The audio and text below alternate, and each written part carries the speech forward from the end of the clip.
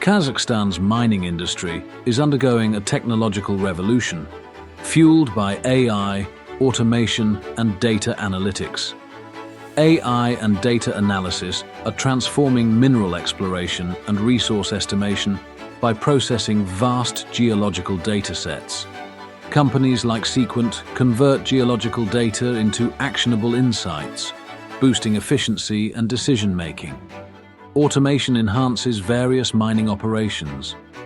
CATCO uses digitalisation to streamline wellfield processes, while ALS Mine Site Services employs machine learning to optimize ore processing. Safety is also a key benefit. Companies like Sky leverage AI to improve mining fleet safety and reduce accidents.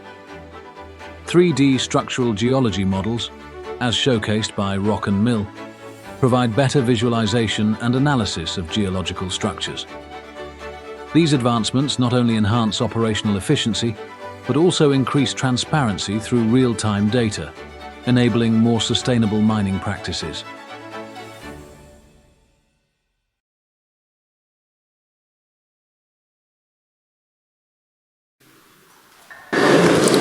Good morning, everyone, and welcome to the DigiTech session from Dull to Digital. My name is Britt Blumel, and I'll be your moderator this morning. It's my pleasure to welcome our first speaker, Ross Milne from Dassault Systems. Thank you. So, good morning, everyone. Today's talk is about unlocking the mining industry's potential through a new strategic mine planning and design process. We focus on transforming the value by streamlining processes, using advanced digital tools. Thank you. Over the next 15 minutes, I'll walk you through how new algorithms, automated design methods, and integrated digital platforms can dramatically improve mine planning outcomes.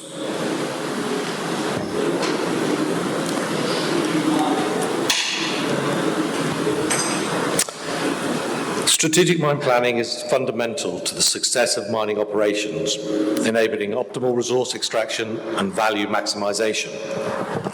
Our approach categorizes planning into strategic, tactical, operational, and real-time management, empowering informed, agile decision-making. Effective mine planning involves a multi-horizon approach. At the top, strategic planning focuses on optimizing long-term resource extraction and maximizing shareholder.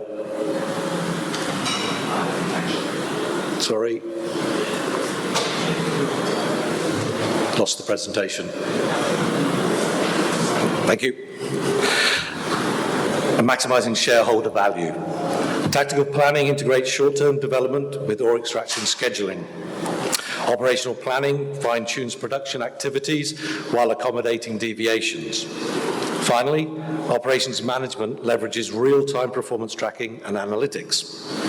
Each layer builds on the previous one, ensuring a smooth transition from vision to actualized value.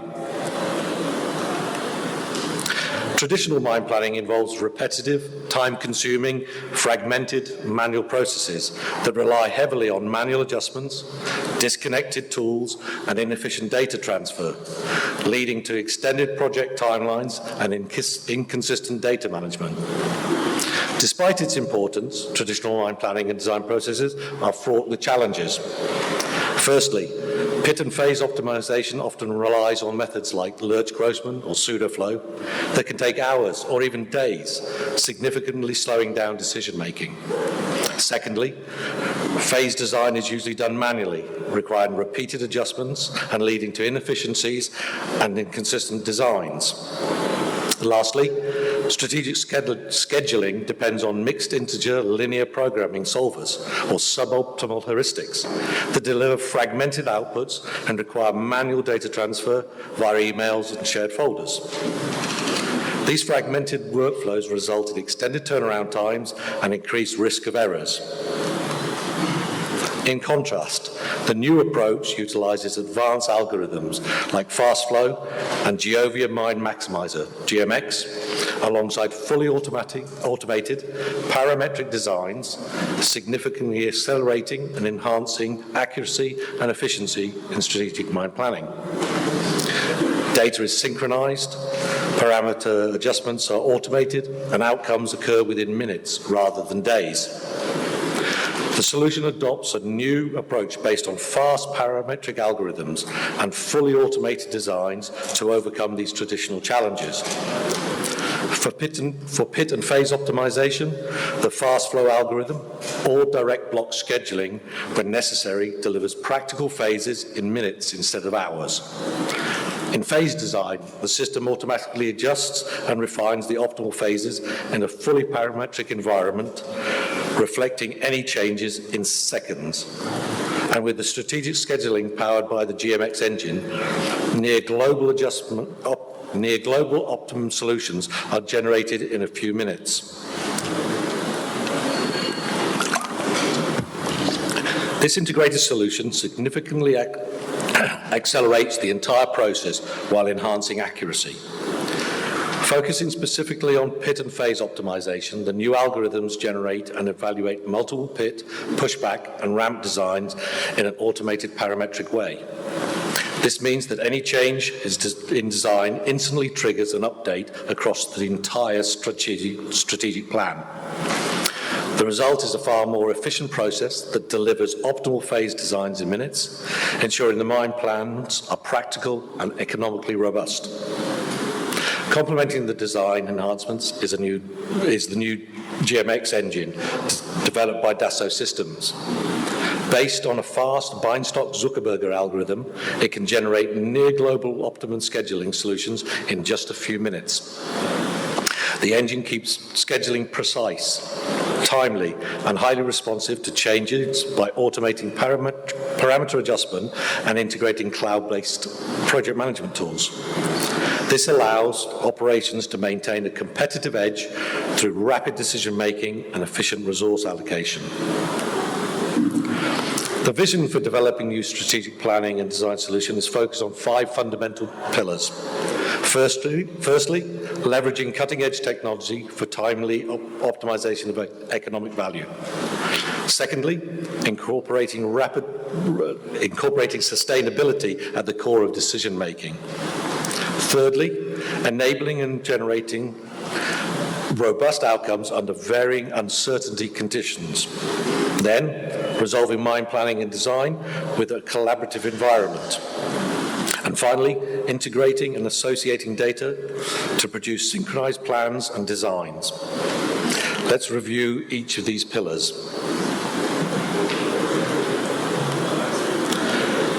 A simplified and intuitive workflow was introduced, significantly improving ease of use, reducing complexity, and enhancing user productivity, allowing teams to focus on value-added tasks.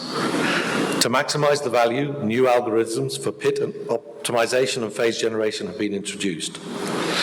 Implementing innovative algorithms such as fast flow, a faster pseudoflow algorithm, and the new directional shells for phases provides rapid optimization results within minutes rather than hours or days. The advanced scheduling optimization engine, GMX, rapidly achieves near global optimum scheduling outcomes, drastically improving value realization and strategic agility. Integrating workflows and automated simulations, including Monte Carlo and robust design methodologies, dramatically enhances decision-making quality and efficiency. Process integration. Integrating workflows from different tools and with various input and output analysis. Automation of simulations using design of experiments, workflow optimization, Monte Carlo simulations, and robust design. The solution integrates ESG metrics directly into the mine planning process, ensuring compliance with sustainability standards and enabling clear scenario comparison and reporting. The 3D Experience platform integrates all planning, simulation, and operational activities into a unified digital environment, driving collaboration, transparency, and productivity improvements across the entire mining lifecycle.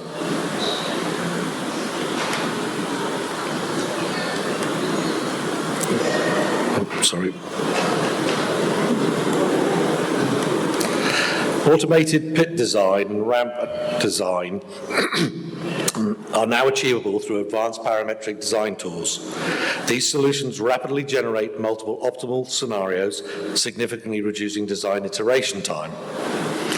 Data associativity allows integration between strategic planning and design. Cloud-based data management centralizes storage and enhances collaboration and access. Semi-automated design tools automate tasks for reduced errors and speed of design. Generative and parametric capabilities allow quick adjustments for scenario analysis and optimization.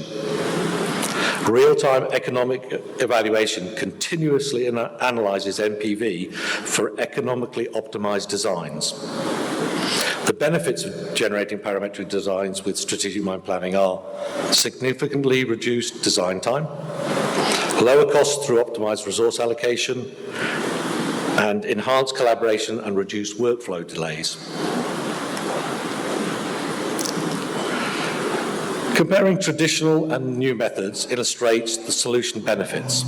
Dramatically reduced time requirements, significantly improved productivity, and increased accuracy of results. The new workflow achieves in minutes what previously required days. Economic comparisons show that the new algorithms, specifically the GMX engine, consistently achieve superior net present value improvements by 5 to 25%, significantly outperforming traditional heuristic approaches. Comparative case studies highlight an impressive reduction in engineering hours, up to 70% fewer hours required.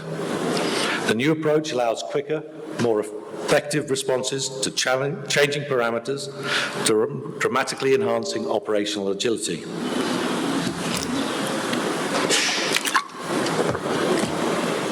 To conclude, transform your mine plan and design cycle by applying this new approach to be more efficient, data-driven, collaborative, agile, faster, and improve the utilization and value delivery of your engineers.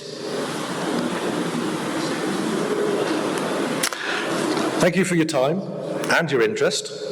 I trust this presentation has piqued your interest in the new strategic mine planning and design process, helping you to move your projects from bottlenecks to breakthroughs. I would be delighted to speak with you later about your projects.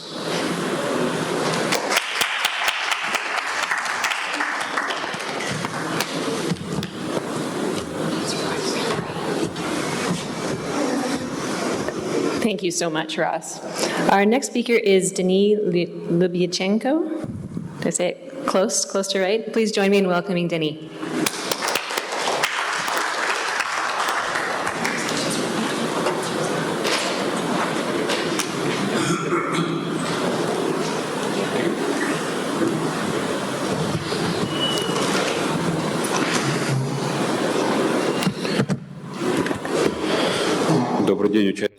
Hello to all the participants of the forum. Hello to the organizers. And I would like to talk about one case study about the application of the automation, digitalization, AI at the enterprise, at the mine. I'm the staff of Katco company. We are mining uranium, and this is a joint venture, Arano and Kazatomprom. It was established in 1997, and our company started to industrial production in 2006.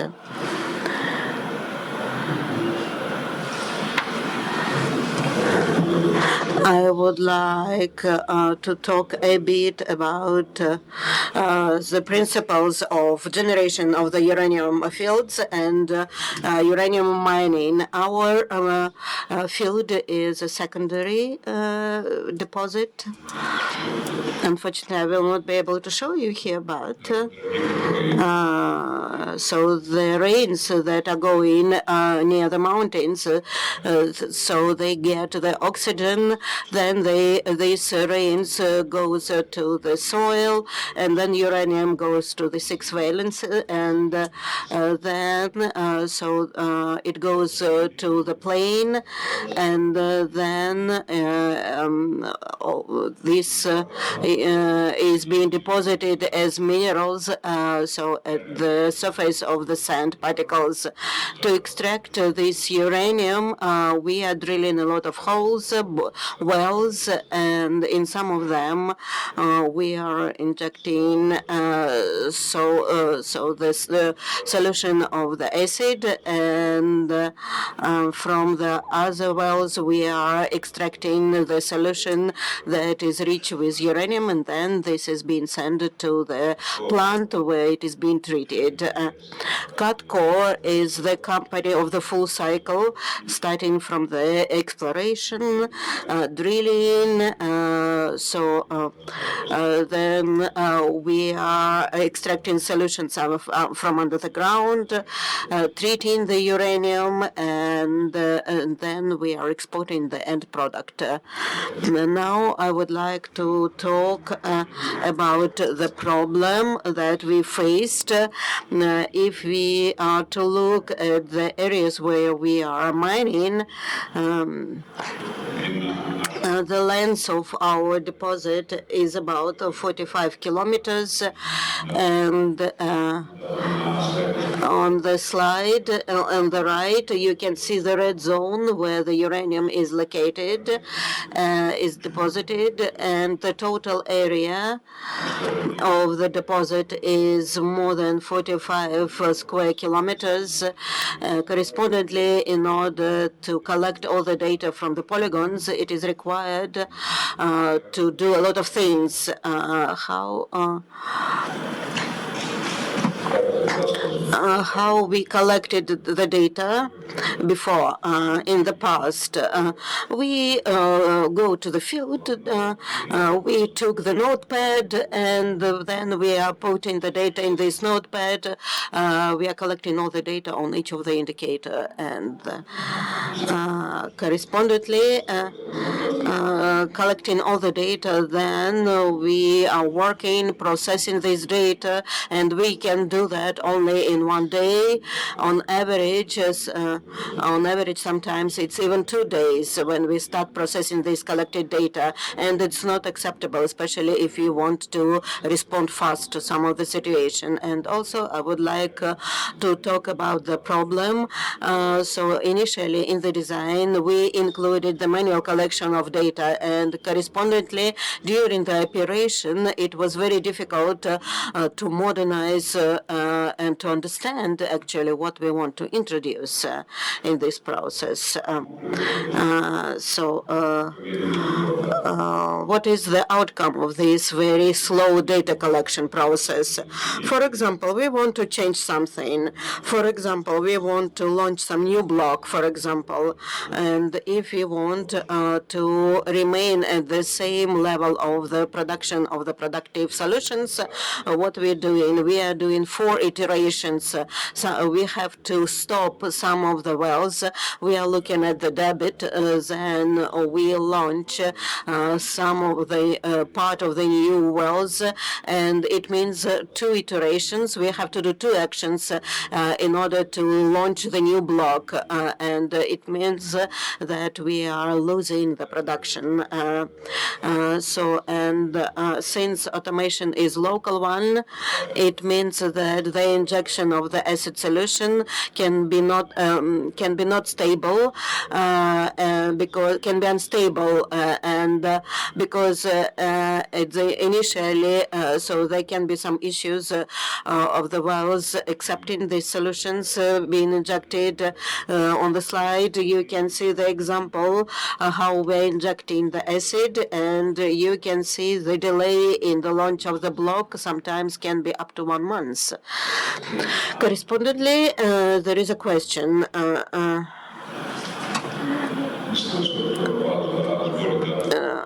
Okay, one issue is the data collection in one place, introduction of the automated process, which can result into the certain benefits. And these benefits you can see on this slide. To collect the data, it was proposed to use wireless technologies such as public GSMs, radio signals, Wi-Fi, and lookup.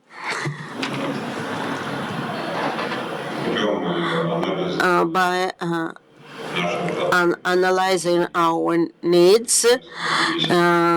We have analyzed our needs, and as a result of this analysis, we decided to use GSM to transmit the data.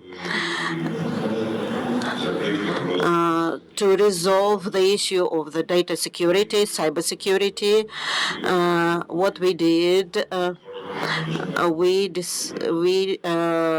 decided to use a private network,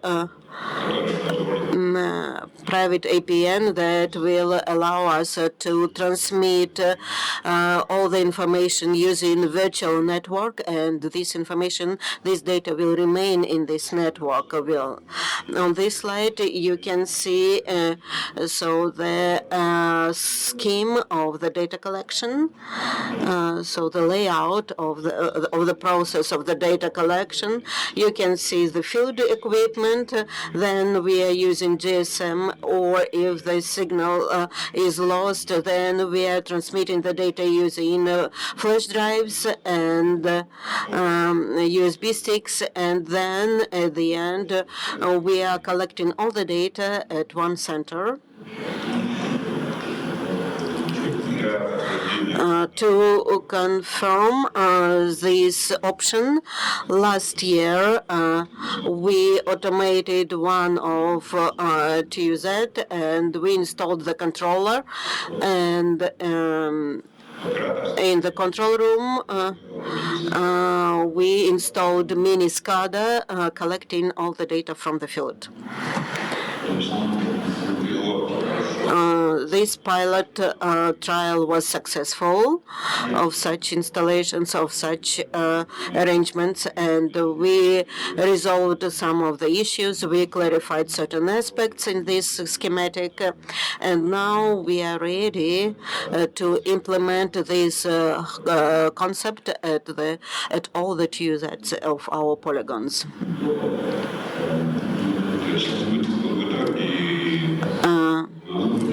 As a result, we are going to have two levels. The polygon level, where the data are collected, so processed primarily. It means there will be some local automation. Then all the information is transmitted to the control room, and then the controllers there, the operators of the control room, will be able to make decisions to respond to certain events, and then all the data are collected to PI, where the data are being stored and analyzed by our specialists.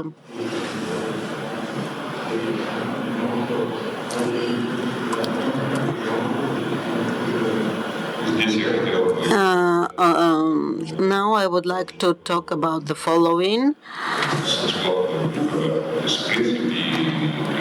In principle, when I'm talking about that, it seems like everything is easy, but now I would like to talk about the challenges that we faced during the implementation of these approaches. The main challenge is that the operation staff do not know what they want, actually. The operation staff, they think they used to work as usual, and they say that the data we have now is enough for us, but sometimes when we start to discuss in details everything, there are some challenges, and they are not thinking about that because the current solutions that they are using cannot address all those issues. And automation and expedited data transmission will help to this operational staff to resolve the issues they are facing, because on a real-time mode we'll be able to see the operation of the polygon, what are the issues during the operations, and we'll be able to respond faster to all these challenges and issues the operational staff is facing at the polygon. And this faster data collection will help us to introduce some tools of AI. Why? Because we have a lot of data, and in order to process all these data, of course, there will be certain errors because these data are being processed by people now, and there can be human error during this processing, and it can result into the delays or wrong decisions. Because that's why we started to introduce AI, especially if it concerns so the repair and restoration of the wells activities. And now we are having good results, successes. The AI decisions, the AI processing of the data about restoration and repair of the wells are better than the decisions made by the operational staff processing this data. That's it from my side. Thank you.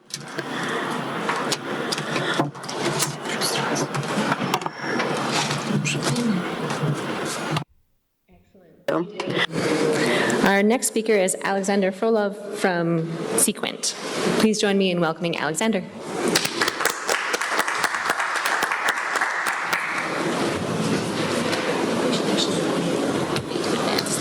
Okay, thank you. Yep.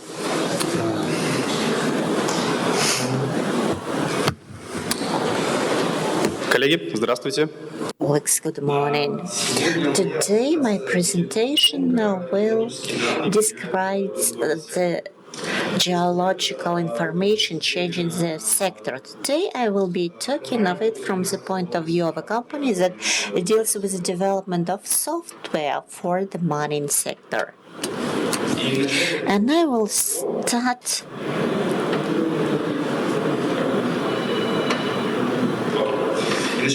And I will be starting saying that the data is a new resource. And I have found a very good description of the data, and I would like to read it.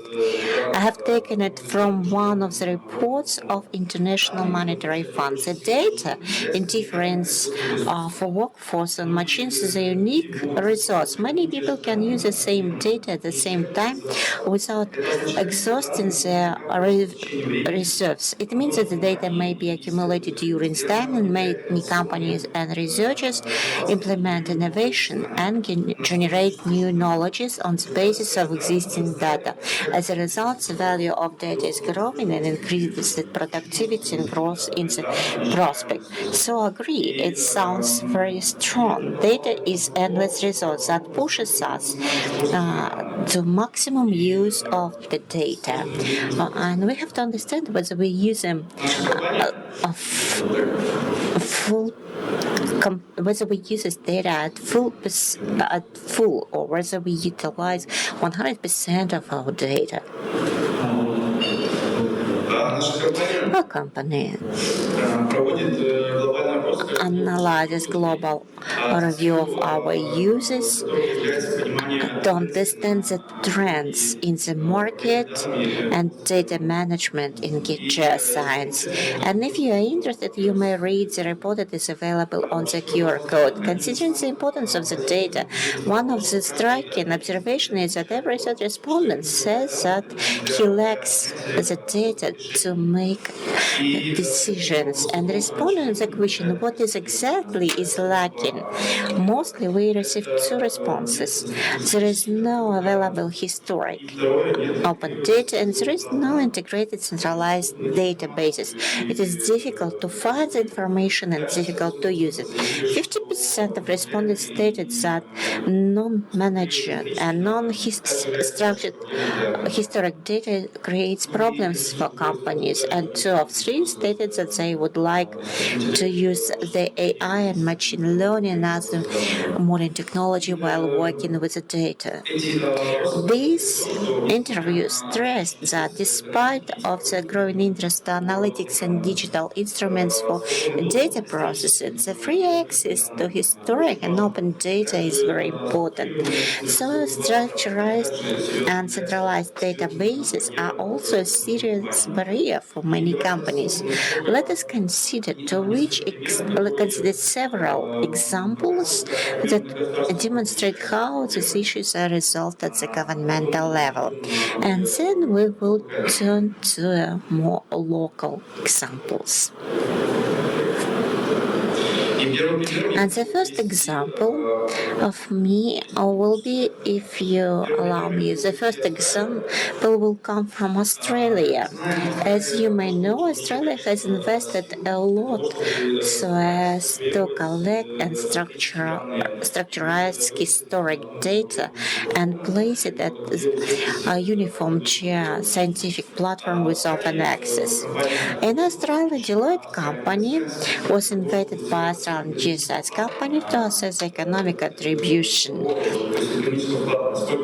to understand to which extent the opening and structuring of historic data could be useful for attracting investment, especially in exploration. As you see, the figure is significant. It's about $76 billion, which is compliant to 3% of Australian GDP at the time. And the most important thing is that these open platforms are used by 80% of all the companies operating in the market. It's really a significant platform which is really demanded. And the most interesting is they are moved further. And while using this data, they combine it. All the data are valuable and they have information.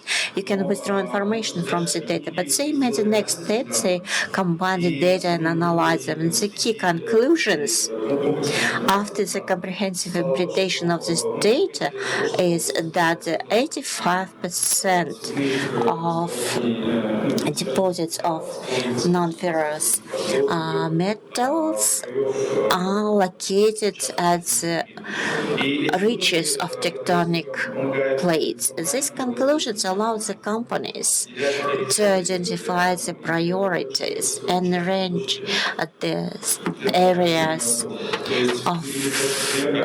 for carrying out the work. We see the example how the data collected at the same platform can be easily analyzed and provide additional value. By the way, a good example is the Olympic Dam deposit that has been discovered using the data. The next example comes from Canada. We know the example of Canada, and they invest in times and money to digitalize historic data and collect all existing data available on the country territory, and then open the access to this data. As you see from the slide, every invested dollar into this program gives $7 profit for the country's economy. The economic benefits appeared huge, and which is the most interesting thing, the results of these platforms, of this data, are used not only by geology companies, but as well as the companies operating in other sectors. So it had positive impact on the economy in general. And I would like to give you an example with the participation of our company. We're happy to participate in establishment of the same geoscientific portal for Botswana. On the slide, you see the architecture of the geoscientific portal that we have established together with the colleagues, and you see that the data is a basis, but this data has to be stored at the same place and be easily accessible, and only it allows to use them with maximum effect. While creating this platform, we were based on the FAIR principle. So if briefly, and this abbreviation of several English words, the data should be easily findable. There should be a tool that would allow easy to find this data. Then this data should be easily accessible. They should be uploaded, used, and connected to some software and so on. The format of the file should be considered, as the data should be accessible for using them in different software. And that is very important because data life cycle, as I have read in one of the reports, the data can be used multiple times at every stage of the deposit life. From every set of the data, valuable information can be extracted. And that is why they should be one of the condition, they should be reusable. And let us come back to Kazakhstan, to local realities. 1 month ago, I was lucky to participate in one of the sessions at the conference PDC.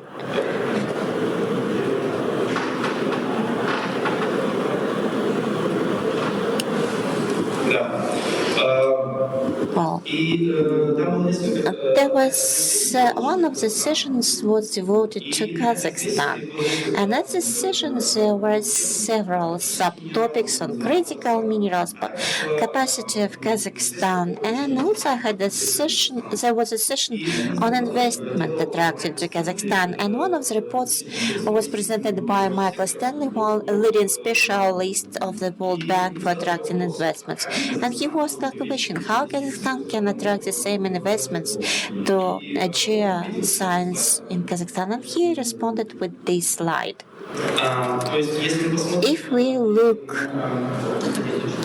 I believe it is readable. On this slide, you see several items. The historic data should be collected in the same place, and this platform should be open.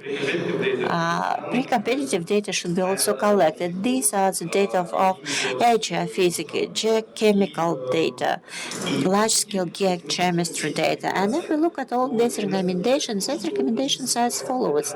For the data, a full-fledged infrastructure should be established. The data needs infrastructure. And when we're talking about geological exploration, we talk that we need infrastructure like roads and electricity network. But for the data, infrastructure is also required, and this was stressed in the Michael Stanley's report. This digital infrastructure should combine, if you look at the conclusion, should combine technologies, people, and data. And again, the data are the most important part. So while working with the data, and my colleagues presented it in the previous report by Mr. Ross, that cloud technologies at the moment play important role in creation of digital infrastructure. At this moment of development, the cloud technologies allow us to collect the data in the same place, easily use them, and combine them in the working process, combine solutions, combine some software for modeling, and create new work processes and withdraw more information from the data. The digital infrastructure is not just an implementation of new software. We should go one level below and use platforms, and clouds now allow us, and I'm talking from the point of view of the producer of it, they allow us to establish an infrastructure and easily scale it up to the level of the government or global companies and ending up with a company or deposits. Cloud solutions became the continuation of digitalization transformation. As ensure not only data processing and storage, but they also allow to integrate them different applications and software into ecosystems. They combine people, data, and application people are using while working with the data. That creates absolutely new horizons for data analysis in real time and their processing. As now in the cloud, we can instantly process the data and do the analysis. Now a lot is said about machine learning and AI, and the first step to apply it, we have to collect all the data at the same place, and the cloud is a place where all these processes are happening. The companies dealing with it are making the same conclusions. Data should be collected in the same place, and then all other technologies should be applied. The cloud decreases a lot of cost. It is easily scalable, and it allows to avoid a lot of bottlenecks that appear nowadays while working with the data. One of the examples on how our clients are using cloud technologies is Turkey Modern Corporation. They have several objects. They use Chair cloud solution for resolving problems of information exchange. And during the year, under the assessment, they increased the accuracy of drilling by 20, decreased time of modeling, and saved, based on the assessment of senior exploration manager, up to $1 million. They did it on drilling as they exchanged data through central, adjusted drilling program on the same day, and use it in this way. And I would like to say that at Sequent, our clients approach us and they ask us about this technology, and we developed the platform Sequent Eva. And on this platform, you see that there are different levels of cloud technologies. Many companies use only first level SaaS, software as a service, but we move further step and we established the platforms that combine solutions that allow to combine the developments in your data in different workflows.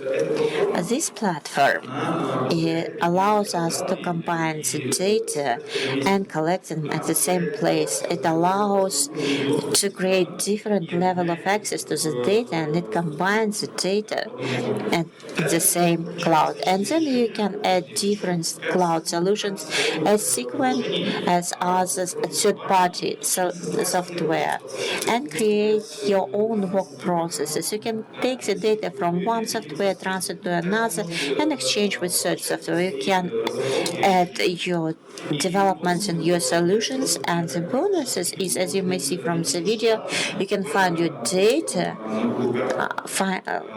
clicking a button at Google Maps, and this data will be imaged and be easy to use, and you can apply your working process. And so inside this cloud platform, EVA, we have integrated several solutions that allow to identify structure trends and provide reports on cloud models without using softs.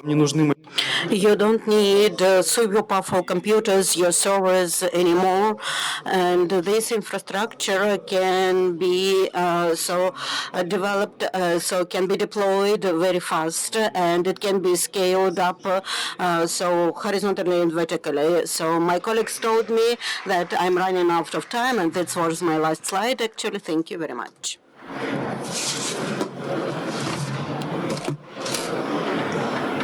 Thank you very much, Alexander, for such an excellent presentation.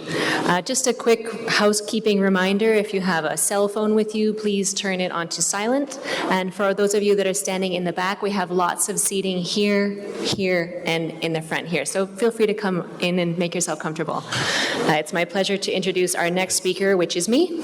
Hello, my name is Britt Blumel, and today I'll be talking to you about ore body knowledge and machine learning. And the goal is to try and improve efficiency in mineral processing through the mining value chain. I'd like to take this opportunity to thank my colleagues and coworkers, particularly McLean Trott, our Director of Ore Body Knowledge, and Tony Koivik. Awesome. Quick outline of what we'll be talking about today. We have an introduction to get us all on the same page about machine learning. We'll talk a little bit about hyperspectral imaging as well, and then we'll talk about mineralogy through the mining value chain. I'll take you through 2 case studies. The first is quantification of mineralogy in a copper porphyry deposit to improve recovery and for acid-base accounting. And the second case study is from Batu Hijau, a copper gold porphyry, and we'll be looking at rapid ore hardness testing to improve operational performance. So I like to start with this cartoon because I think it nicely illustrates what machine learning is and what machine learning isn't. So we have 2 scientists, and they're looking at a bunch of linear algebra written on a chalkboard, and then in the middle, in step 2, they say, then a miracle occurs. But I think we can be a little bit more explicit in step 2, and that's what they say in the cartoon as well, because machine learning is a beautiful bundle of workflows. It's reproducible, it's consistent, and it's powerful. Machine learning isn't a black box. You shouldn't need to ask for more explicit instructions. It should be right there for you. And if someone is trying to sell you a machine learning solution that seems like a black box, don't trust them.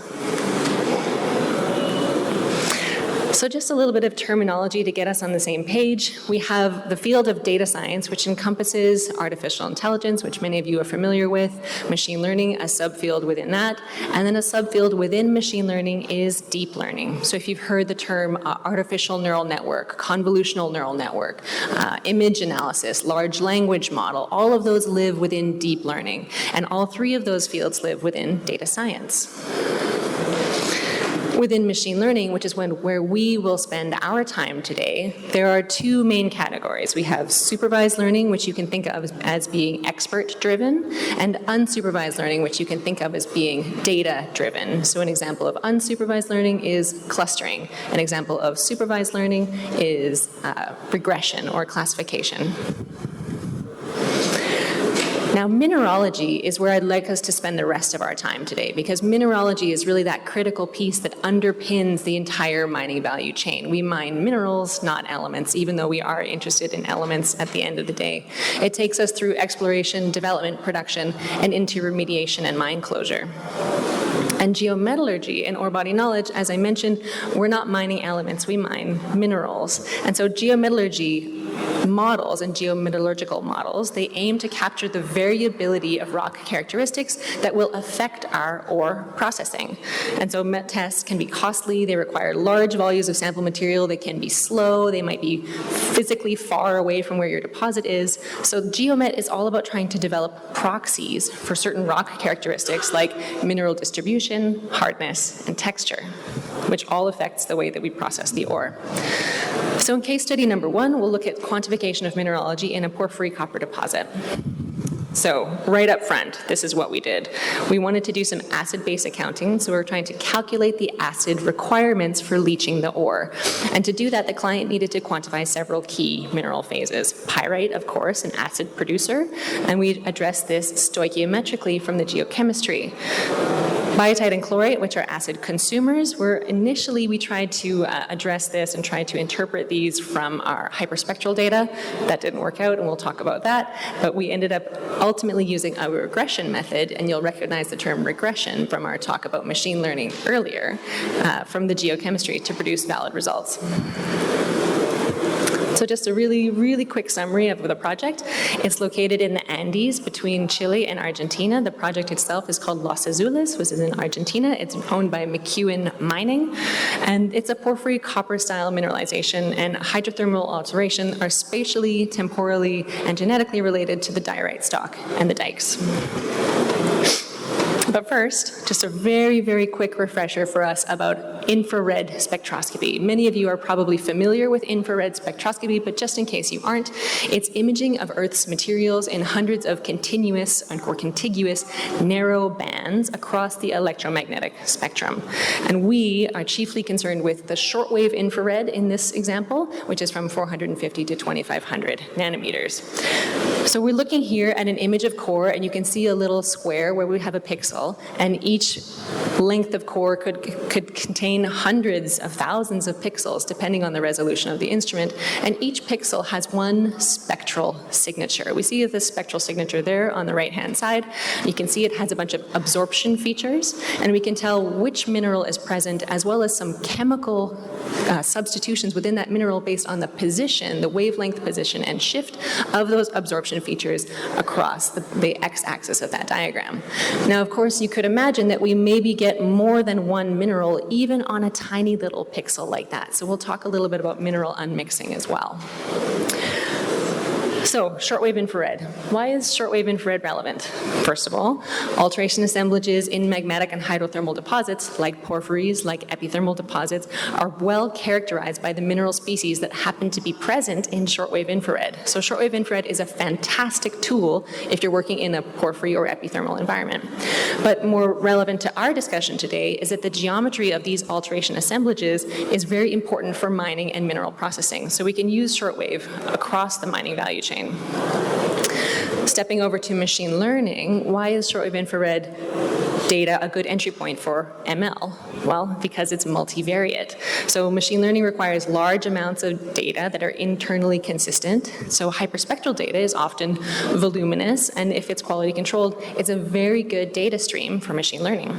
So what we can see in these center panels, we have 4 images that has drill core photography, some textural outputs that were extracted from the drill core, some geochemistry, and then some short little snippets of known mineralogy from the shortwave infrared.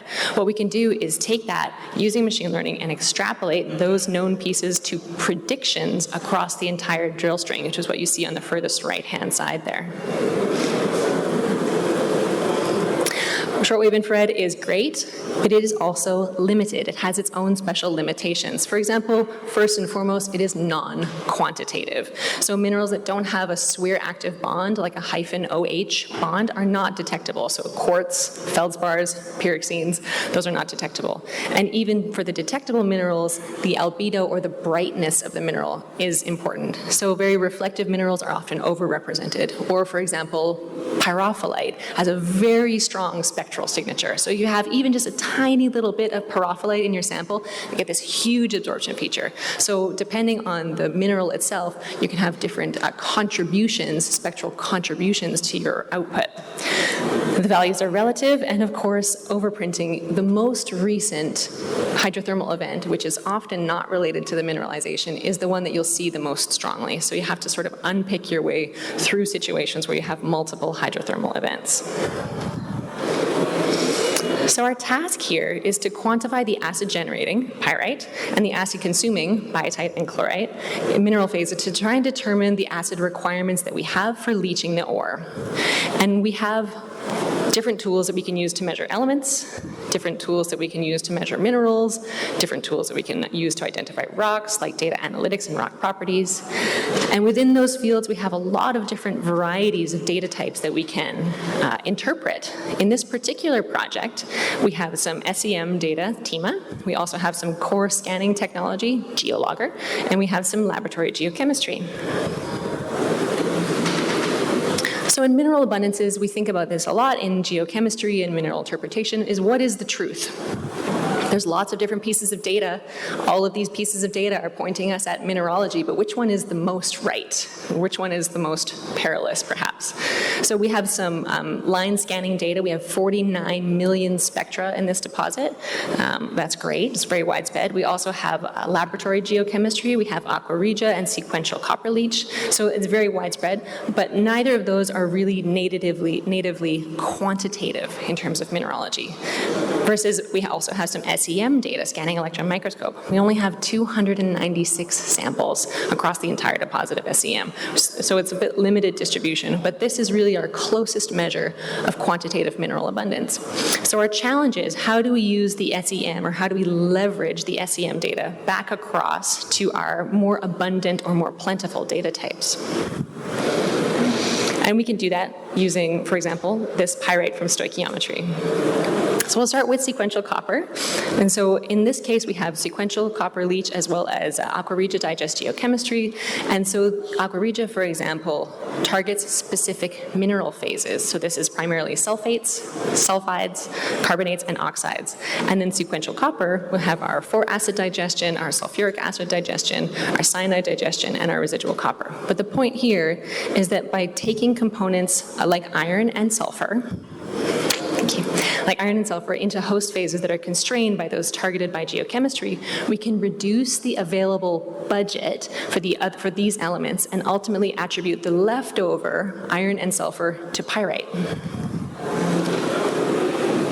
Now, by assigning these elements into their mineral hosts, order is important. So, for example, we take copper cyanide, and that goes into chalcopyrite and chalcocite. Iron goes into chalcopyrite and pyrite and magnetite, and so on. But there's a problem, because bornite, chalcopyrite, pyrite, as well as even jarosite in the leach cap, they all contain iron and sulfur. But the solution here was very tidy solution, was that when they were doing the visual logging, they were, and you can see this in the pie chart on the top right-hand side, these mineral zones were able to use that to assume that there was proportionality between the loggers. So, for example, we made this assumption that the logged mineral percentages were unreliable in a quantitative sense, but we were able to be internally consistent between loggers. So that was very helpful in our stoichiometric work. And here we see the result. So this is our TEMA, or SEM, versus our predicted pyrite comparison.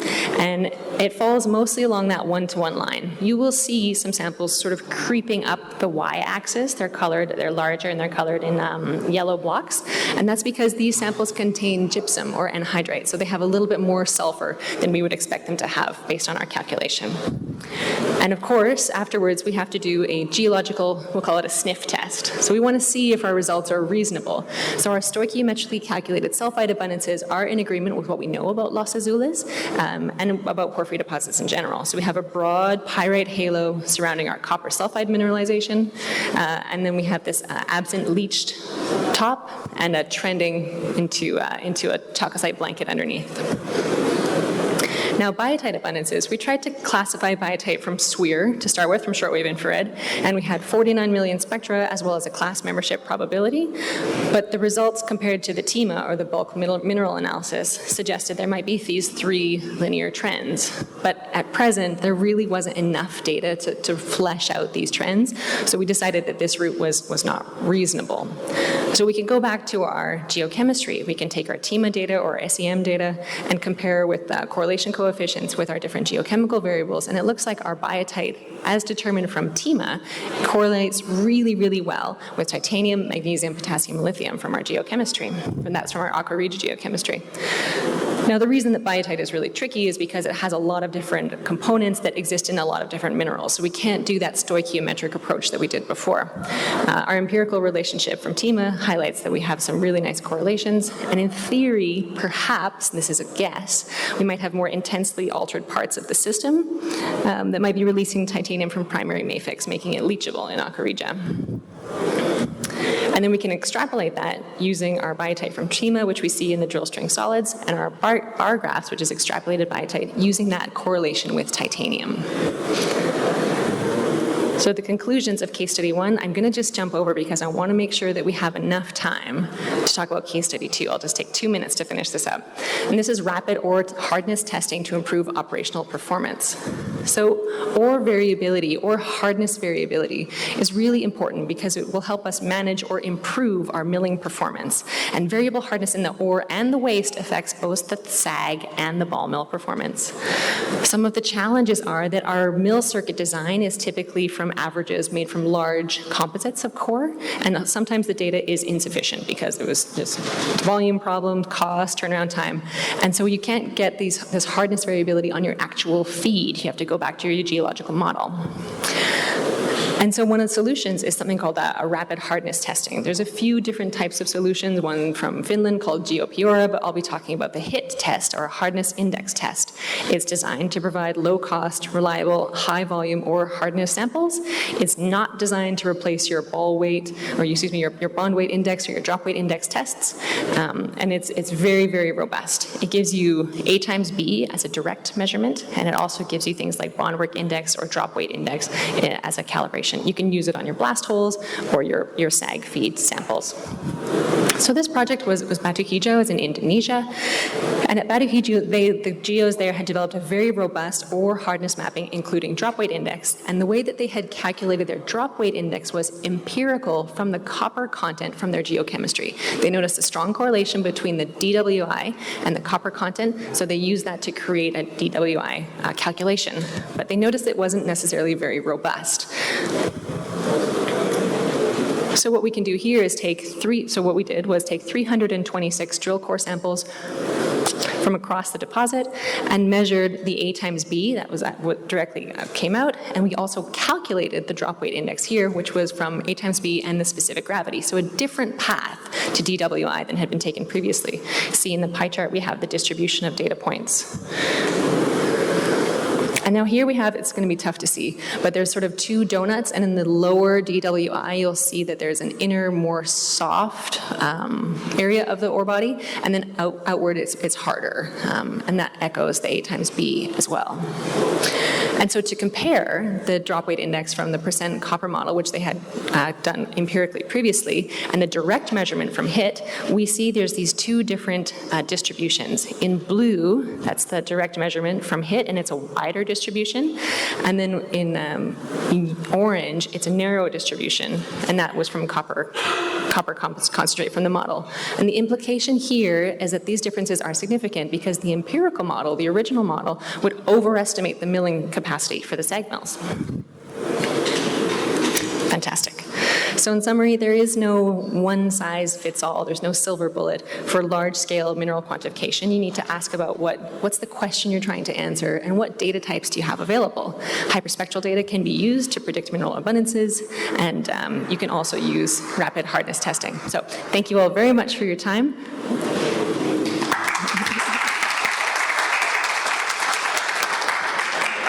Great. Now, our next speaker is Artem Moiseev. He's the Deputy Chief Geologist. So please join me in welcoming Artem.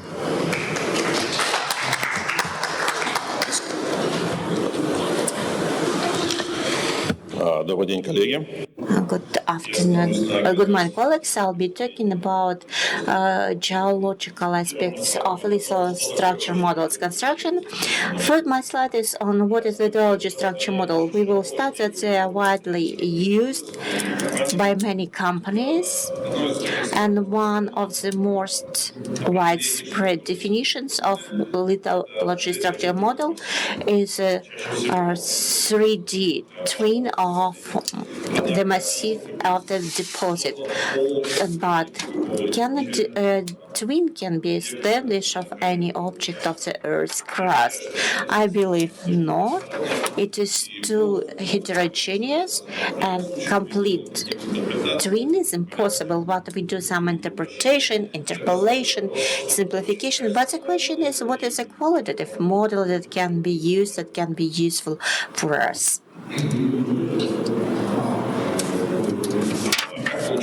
How to get a good quality model? First of all, we would like to note that the model by itself is not limited with ordinary digitalization of map and section of geological information.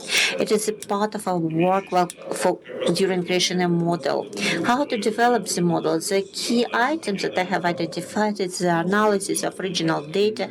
In any case, we have to understand our regional context. This is an interdisciplinary approach This is and I'll focus more detail on the method of structural geologies we will be applying while creating literary structure model. But what is preferable? Whether it's own data of geology, structural mapping, and the data of drilling. Here I just focus the attention on the things I will be talking about. So I made some preliminary conclusions so as to make it clear where you have to focus attention during my presentation. What we can get from lithology structural model? First of all, it is everything which is related to minimization of the risks related to the level of geological sturdiness. First of all, improvement of prospect operation, decrease of the deposit of overstatement or underestimation of risk potential, and creation of lithology structural model increases the safety of geological works. My presentation is broken into 3 blocks. All the blocks contain real objects. The first block is identification of structural elements. This block is based on one element. The second sections also use real objects, but it is a mix of different objects. I'll talk about faults, and one of the methodologies which I believe to be very useful is structural analysis in the scale of a deposit. Volumetric analysis. The first case, the first example, one deposit that we use in our work where we have identified one structural instrument. It's a lathe. It is a primary structure that you see at the left. It is accumulated in the basin, and that creates a cleavage. It is a primary texture, and then some deformations happen, and here I have to tell separate. It's not a unique deposit where these textures are developed. There are a lot of such deposits. Often these two textures are not identified, but we can identify. And the second texture is a cleavage. You see on the right how it is developed. Sometimes tectonic process happen after the layering, but then it creates faults, and these lines turn to these zone. And in parallel to the fault, the areas of cleavage are created. That what allows us to understand the difference of these two textures. First of all, we identified the geometry of the deposits, we identified the weaker zones, and show what can be used for this deposit, and also the preconditions of prospecting have been identified, and we identified the semi-aerated currents. So you see the example of how foliation and cleavage is identified. Cleavage is a penetrating texture. It presents at a big volume, at big distance. It is a specific of it. It is a specific. Sometimes cleavage is all controlling structure, and together with geometry and with foliage, it allows to develop different construction cleavage. You see in a violet line, while foliation in a green line. And how it happens in nature. Before we identify the structure, how the processes look like. A database is huge. It contains more than 9,000 measurements. You see it on the top at the left. Everything has been identified as foliation, all these elements, and the dips. Very often when we have a cleavage, when we have a process rock, cleavage rock is broken into small plates, and when we have the process of breaking of temperatures, these plates extruding and create pseudostructures. This is pseudo faults, and people sometimes do not understand whether it is already moved rock and mix structural picture. And here we see the the same error. And the second, for the subject, we had a geological model that has been constructed. The faults have been placed, they have been taken from regional data, and structural bodies have been constructed without structural control. They have this plane resource. They are shown in green figures, and they have dip of 35 degrees. We have carried out the field operations, and we have done the structural analysis. We identified several deformation stages, and the key paragenesis I'll be talking about will be seen or key model shown at the right at the monitor. Here we identified the faults of foliation, direct or banded cleavage of X-plane, and also controlling quartz veins which tip is inseparable to a cleavage of the axis plane. Lithology and structural model has two sections. They have been randomly selected. A new alignment has been done due to a new or controlling factor. The first picture, the previous alignment is shown in green, and a new you see in red. It has a steeper dip. So what does it mean? The volume of all bodies has changed. We have adjusted the estimations, and there is no difference whether the volume has increased or decreased. The most important thing, we got more accurate estimation. Steeper dip changes the exploration networks, and old wells can get to other zones, and we have adjusting prospecting signs that can be used. One of the sections of lithology structure model shows the structure of sedimentation thicknesses. In the red, in the gray, you see several planes, and in red you see cleavage, and in green you see the contours of a pit. And it is obvious that we have several zones that can be potentially dangerous. They're shown in red, like in the west ridge. It's a ridge crossing with identified cleavage, and this is a system of faults which are shown in red. In the western ridge, the faults are penetrated by the faults are being penetrated by faults, and also we see geological ways of interpolations that allow to identify and interpolate these structures. So other methods are not working, so we can do it not only plain section, but we can show it on specially. And again, if we're talking about volumetric model, why it is important, we see 2D sections for folded structures. We see, and here it is also important to see from this example how the logs of a fault are extruded, and this is very dangerous for sustainability of the ridges.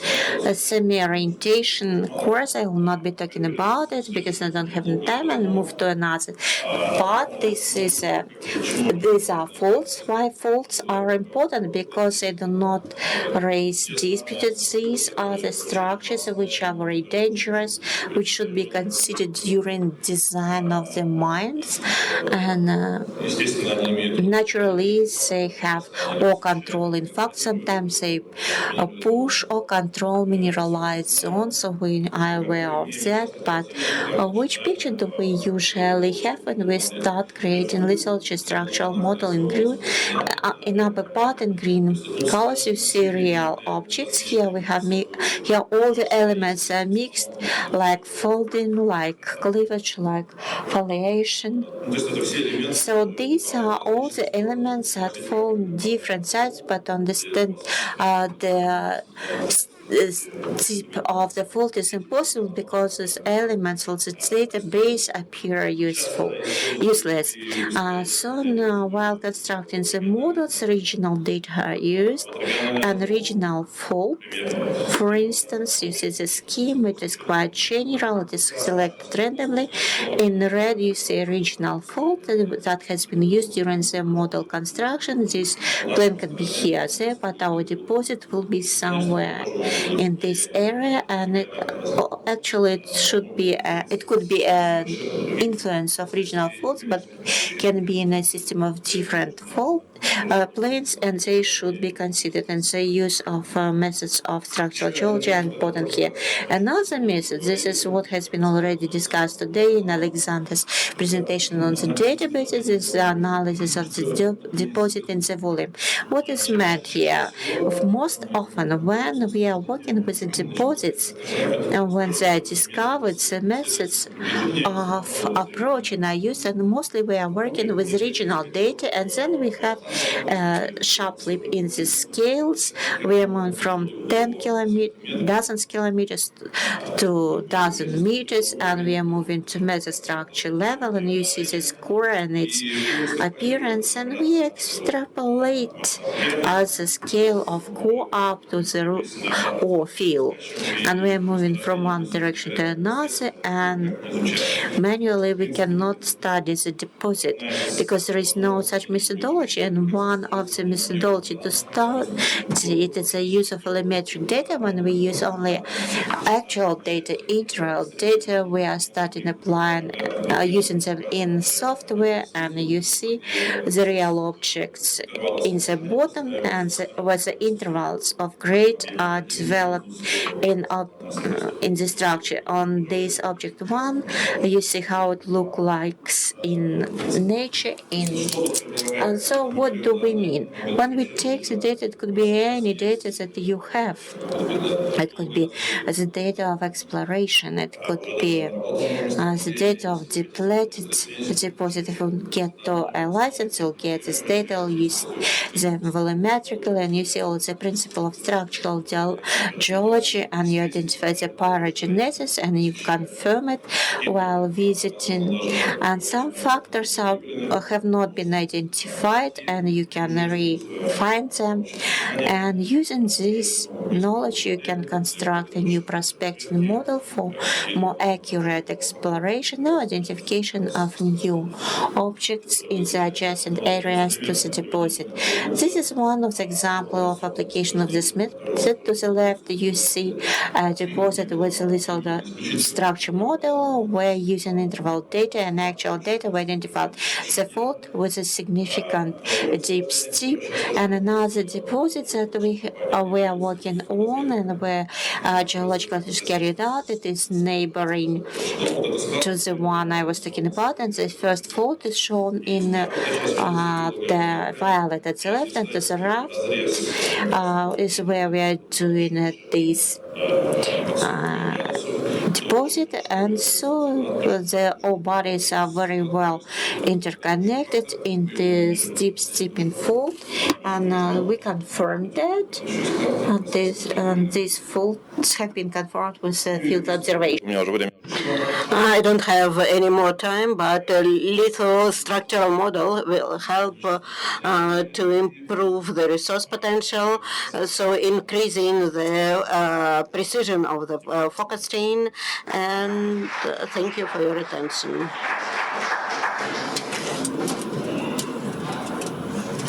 Thank you, Artem.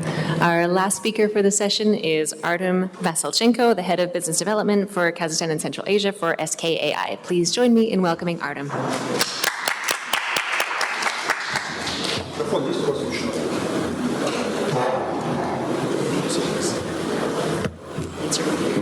you want to get started with this?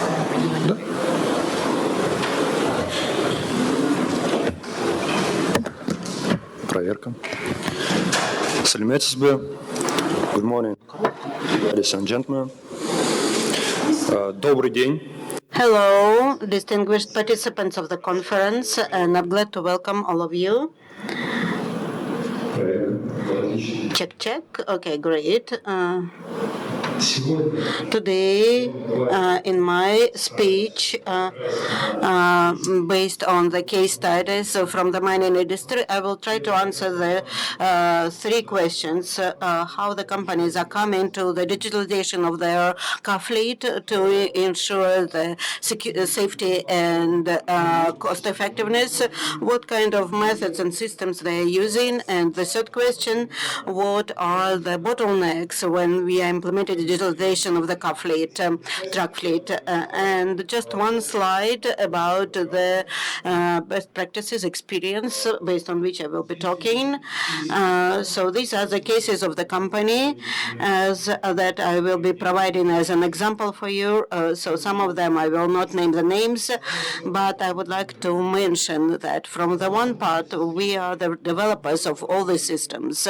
On the other side, we are implementing this system, meaning that we are working hand in hand with the client in the field, so adjusting our systems based on the hands-on experience of the first question. The first question of my speech was what challenges the companies are facing certain challenges when they are digitalization their truck fleet, and what are these challenges? So first of all, there is a lack of staff, especially I'm talking about the drivers. Just a quick survey, a quick squeeze. Colleagues, please raise your hands if you are facing the lack of staff in your companies. Raise your hands. I can see many hands, and so the drivers is not an exception of so the high turnover. So the drivers are leaving the companies, and because of that, we have the increased number of the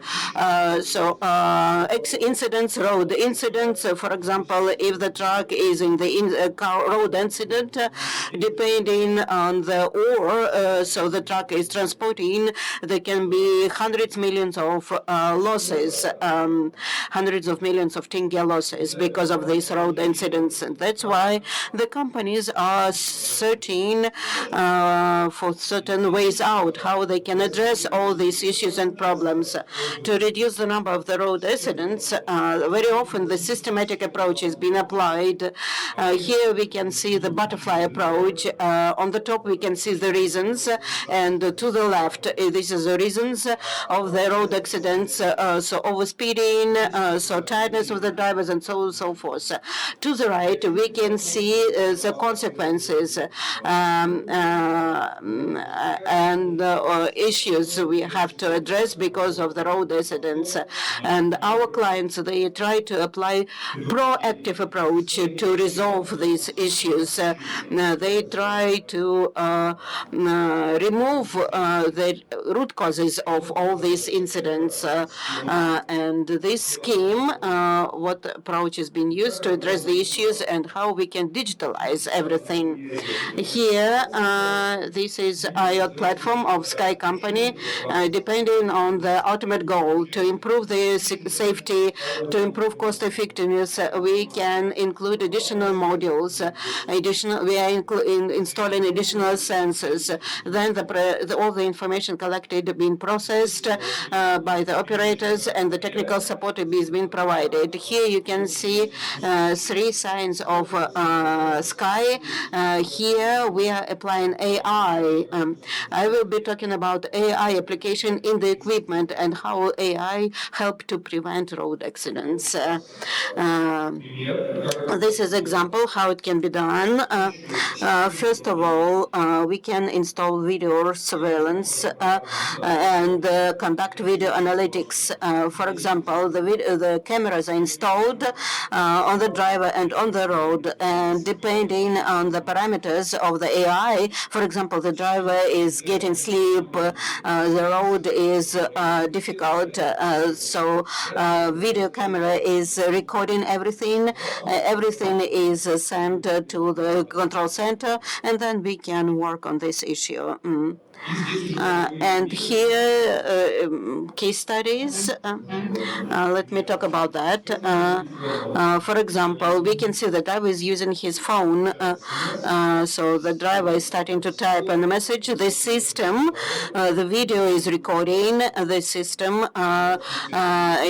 sends a warning signal, and the driver removed the phone, not using the seatbelt.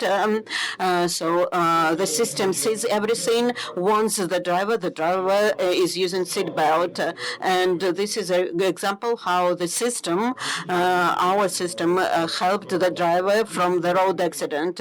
You can pay attention. The driver is tired. We can see this is the video of the driver, the video of the road. He is blinking slowly, and the system warns the driver that you are tired, and the driver shows the video, the warning signal from the system. The driver awakes, starts to talk with the system, and he's more fresh now. This is how we are using analytics. On the left, this is recorded with the sound, and on the right, this is recording from the mine, and you can see that to the right, there is a danger of the danger of the road accident with the pedestrian. The system is warning, so be attention, please. So dangerous driving. This is an example how the system using the warning signals, the voice warning. So the system sends the warning signal at the moment when it is necessary, because it is in the cabin of the truck. So the drivers are not happy about that. So they are objecting all these changes. So there is a ban for smoking in the company. And the driver is putting something on the camera because he wants to smoke. Okay, next block. So implementation. Let me go to this side. I don't want my speech to be boring. I don't want you to leave my last presentation at this session. What are the bottlenecks we are facing when we are implementing everything on the practice? First of all, complexity of the installation of all the equipment. First of all, we need geographical access to the fields, to the sites. We want the team to have experience in the installation because we want the client, the customer, to control, to supervise this installation, the installation in the real-time mode, because it's not just to install the camera, but we want to install camera in the quality way. The second challenge, so imperfection of AI. Sometimes AI can make mistakes.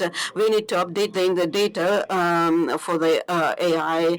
And the third, after the installation of the system, we need to operate it. We need to run it just to install the system AI. And if you think you can forget about all the challenges and problems, so you are mistaken. You have to work with the data. You need to interact with the system.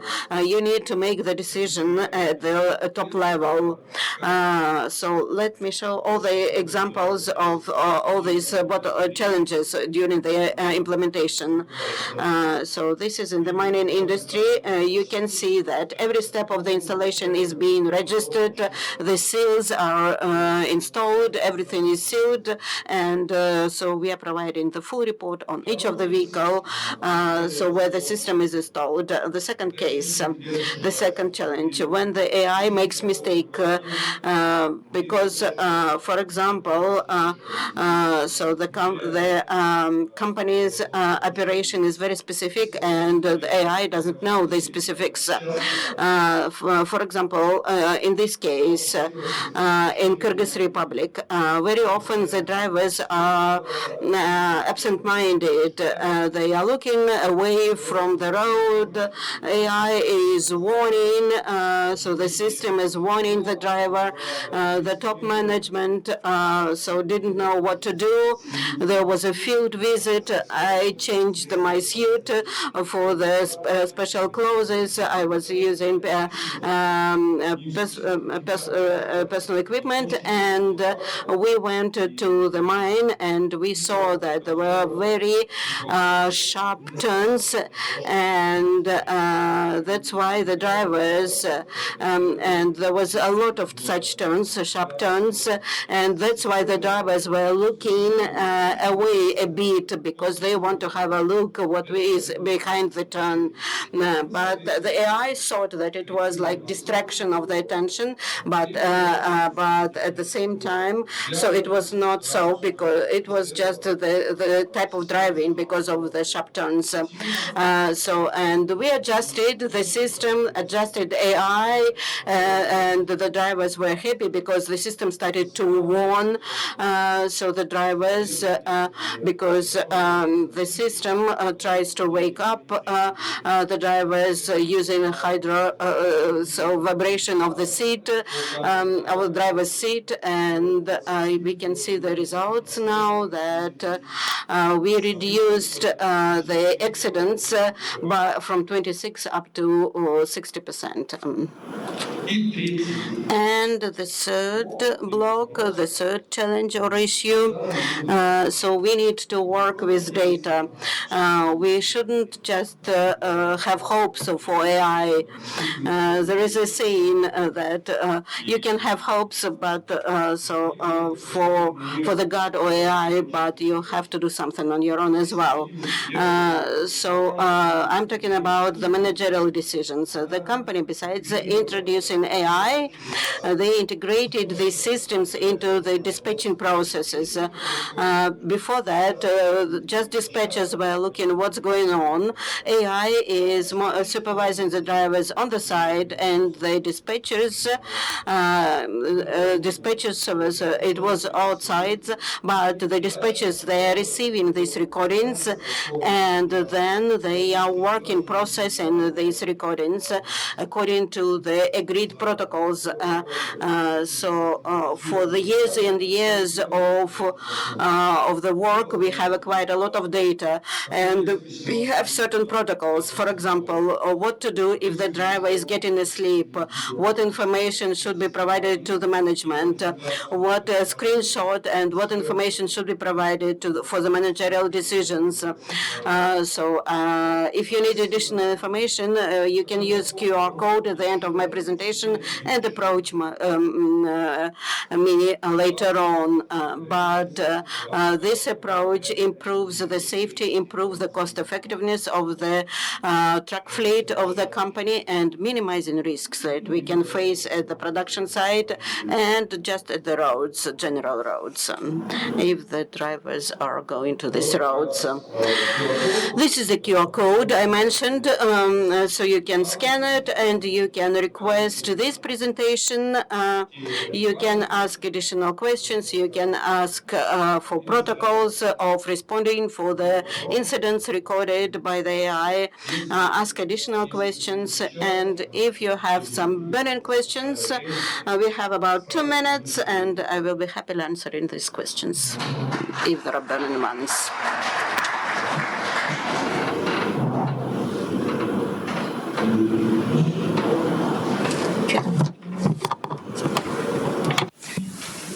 Thank you so much, Artem. That concludes the Dull to Digital DigiTech session. Thank you all so much for joining us. And the speakers will hang around if you want to chat with any of them individually now. So thank you again, and a round of applause to all our speakers.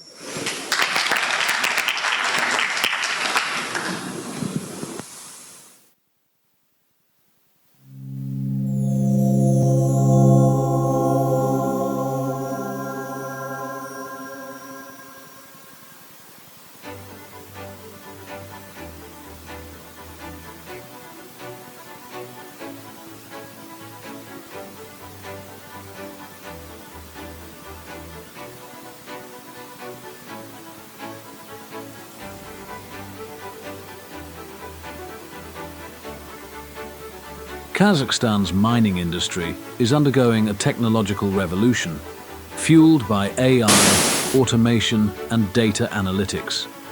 AI and data analysis are transforming mineral exploration and resource estimation by processing vast geological data sets. Companies like Sequent convert geological data into actionable insights, boosting efficiency and decision-making. Automation enhances various mining operations. CATCO uses digitalisation to streamline wellfield processes, while ALS Mine Site Services employs machine learning to optimize ore processing. Safety is also a key benefit. Companies like Sky leverage AI to improve mining fleet safety and reduce accidents. 3D structural geology models, as showcased by Rock and Mill, provide better visualization and analysis of geological structures. These advancements not only enhance operational efficiency, but also increase transparency through real-time data, enabling more sustainable mining practices.